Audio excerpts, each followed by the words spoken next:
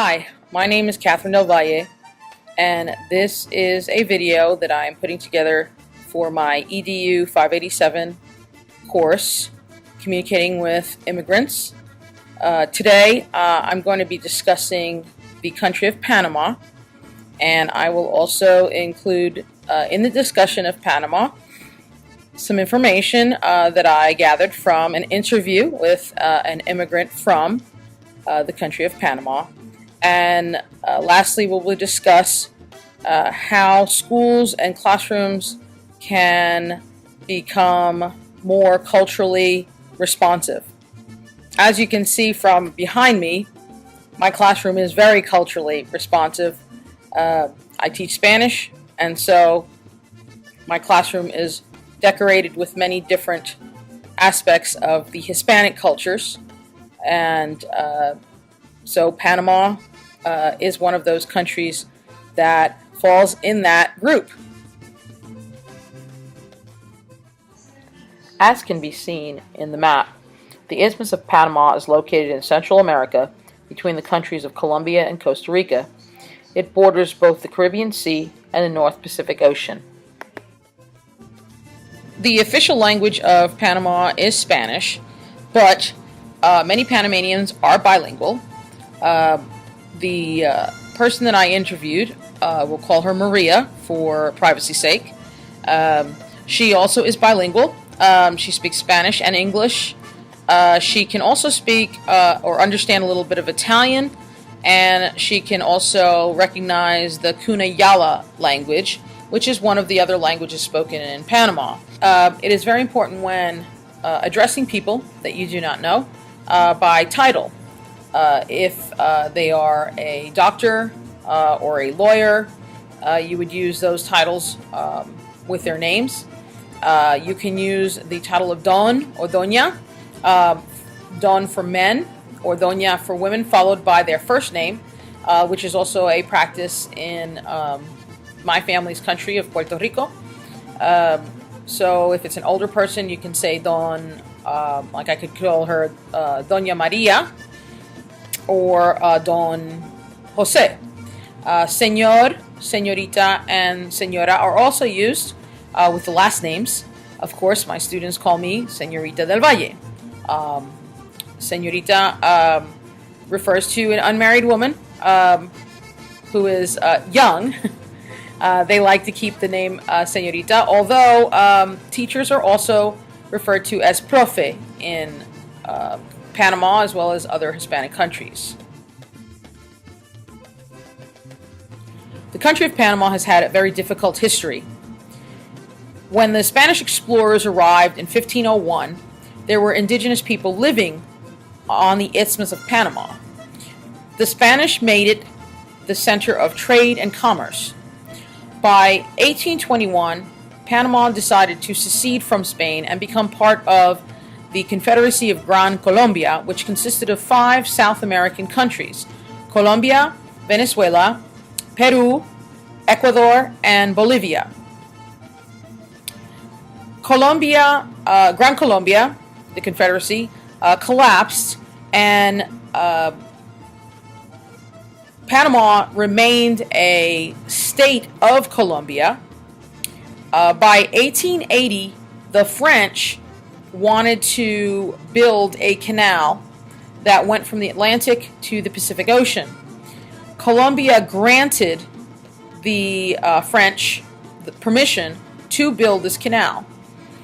Due to illness, disease, due to financial scandal between France and Colombia, the plans fell through on the canal.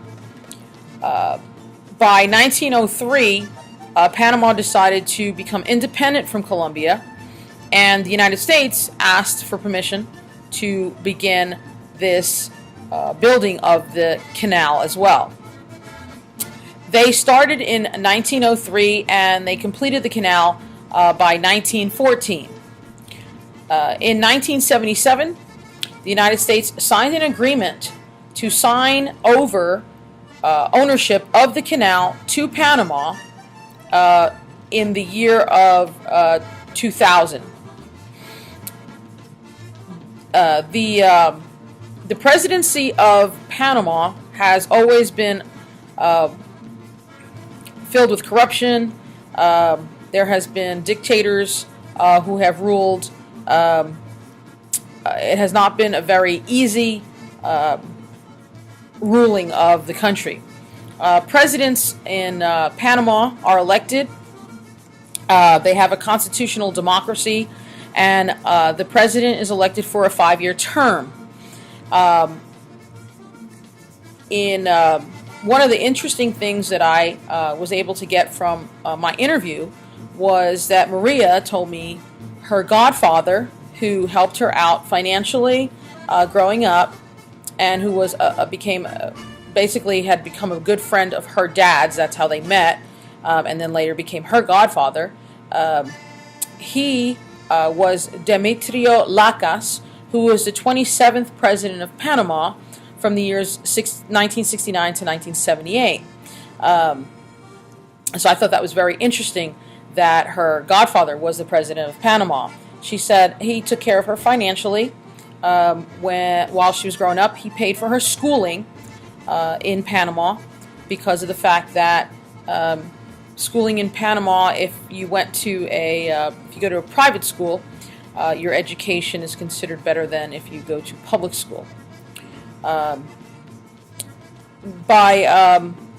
1999, the first female president was elected, and the canal was returned. The control of the canal was returned to Panama, where they could now gain money, and their economy is able to flourish from the monies brought in by the Panama Canal.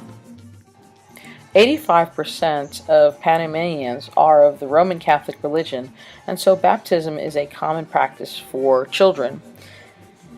Usually at the age of 7 or 8, a country boy receives his first machete as an early symbol of machismo, which is the spirit of male power common to Hispanic America.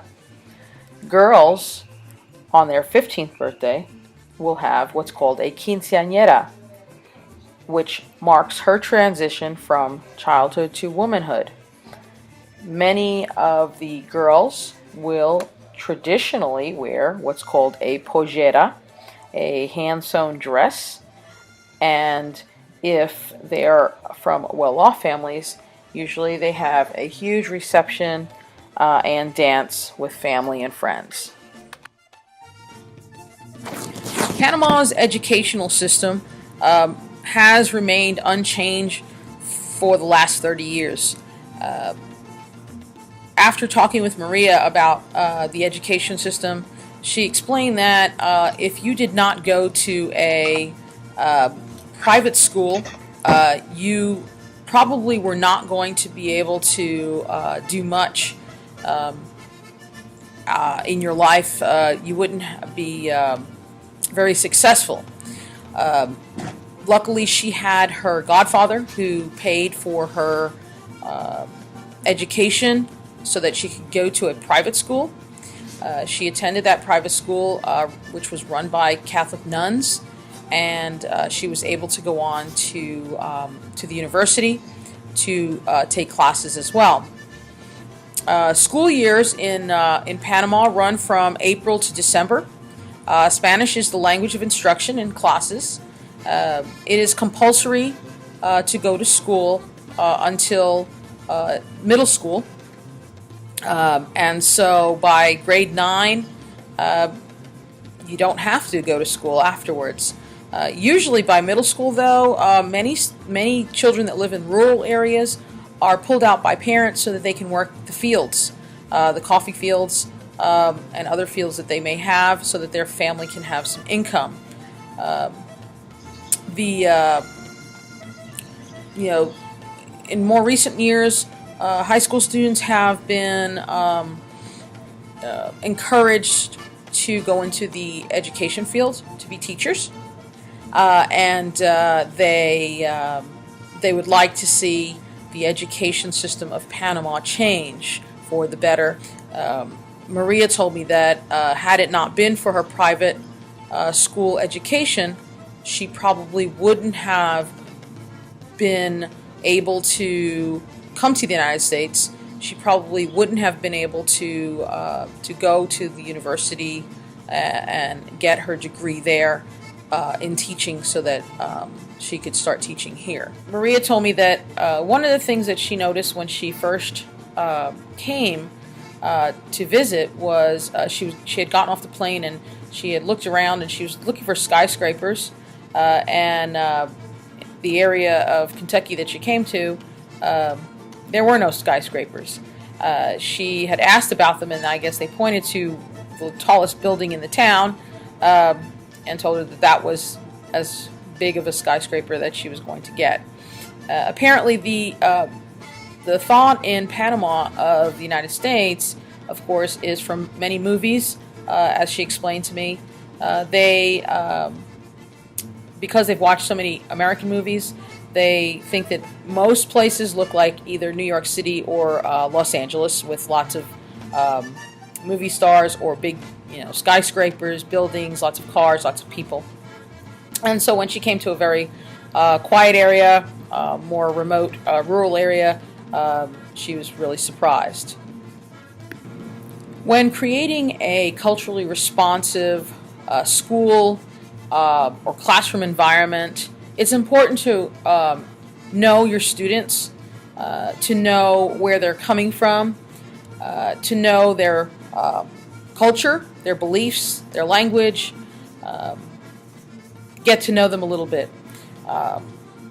It is recommended to start at the beginning of the year, or whenever you get your student in class, get to know them by learning their name, learning how to pronounce their name well, or at least show them that you are trying, because it means a lot to a student. I will tell you from my own personal experience, my last name, Del Valle, from when I was in elementary school here, and I went to school in New York, it was pronounced as Del Val. And I grew up pronouncing my last name as Del Val until I got into college, and professors started pronouncing my name as Del Valle. And of course, that is the correct pronunciation of my last name. But things like that, just little things, will show students that you care, that you are wanting to learn about them, and you are wanting to help them be part of the class and the classroom and the school. Making sure that you have the classroom itself, with different posters, cultural posters, as you can see behind me. Of course, I teach a language, and so the posters behind me, the flags, they're all part of my classroom. They're all part of making sure that students understand that there are different cultures, and different cultures have different beliefs and even language nuances that are different, regionalisms and dialects.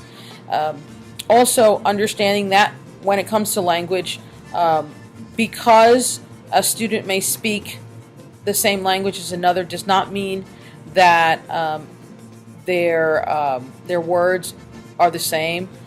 So in Spanish, with Maria being from Panama and myself from Puerto Rico, we can converse with each other in Spanish, but there were times during our interview when some words that we would say were misunderstood because we used different words for the same item. And so we kind of laughed, and we learned from each other at the same time, which is what you can do in your classroom. Inviting your student, your ESL student, to talk about their culture and have a cultural day. Let them teach the other students about themselves and their country. So culturally responsive schools, classrooms can do that. Schools can have cultural days to learn about different cultures. Right now, we have Hispanic Heritage Month that we celebrate in the United States, which is a great way of introducing culture in the classroom, trying to discuss different people, different events, just having other celebratory days, having a day of different food days, of course. Just there are many different ways to create culturally responsive environments in the school as well as in the classroom. Inviting parents is also a great way of showing that the school wants to integrate and wants to bring the families in and be part of that school community as well. So hopefully you have learned about Panama. You've learned about being a responsive, culturally responsive school, classroom, how to have one, and you've learned a little bit about what the importance is of having these culturally responsive classrooms in your building. I'm Catherine Del Valle. Adios.